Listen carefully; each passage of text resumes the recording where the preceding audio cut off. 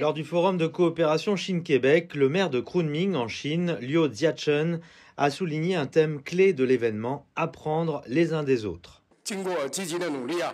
Grâce à nos efforts, la qualité de l'environnement écologique s'est considérablement améliorée et nous avons également fait des progrès positifs dans la protection de la biodiversité, du ciel bleu et des nuages blancs à la pluie et à la neige. Je vois aussi à quel point le Québec et Montréal sont beaux et ils méritent qu'on s'en inspire à bien des égards. Hongru Prang, le maire de Huzhou dans la province chinoise du Zhejiang, a présenté la topographie particulière de sa ville. Selon lui, avec une ville composée de nombreuses montagnes et forêts, un environnement écologique fort est indispensable. Nous prêtons attention au rôle important de la biodiversité dans le développement de l'écotourisme. La biodiversité offre aux touristes une bonne écologie, des espèces diverses et un bel environnement. Nous avons bénéficié de la protection de l'environnement. Par exemple, autour de la plus grande base d'élevage artificiel de Zhuhai, nous avons construit des îles d'écotourisme et de sciences populaires. Et nous recevons 1,2 million de touristes nationaux et étrangers chaque année. Nous espérons que Huzhou, berceau de la théorie eau claire et montagne verte du président Xi Jinping, pourra parvenir à une coopération et à un consensus en matière de conservation de la biodiversité avec le monde entier. François Bédard dirige le Centre mondial d'excellence des destinations, un groupe à but non lucratif qui aide à développer le tourisme international. L'événement lui a donné l'occasion de rencontrer le maire et d'explorer les opportunités.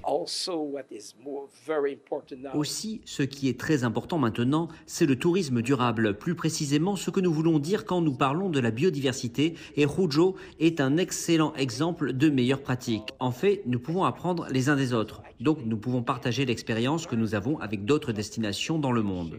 Pour Haosin, l'événement a été l'occasion de raconter comment, il y a 22 ans, alors qu'il était étudiant à l'université du Zhejiang, il a parcouru la province à vélo pendant 36 jours et a remarqué une trop grande pollution.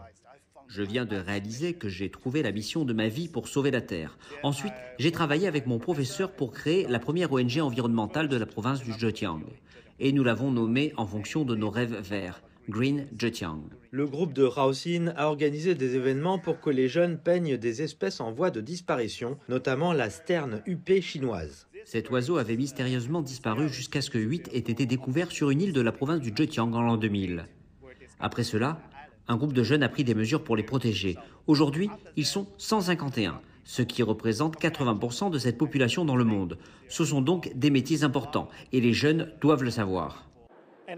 Et au centre des congrès de Montréal, où les représentants de la COP15 négocient, certaines de ces peintures d'espèces menacées seront mises sur des cartes postales que des milliers de participants pourront voir. Elles seront exposées ici même, au pavillon de la Chine, plus tard dans la semaine.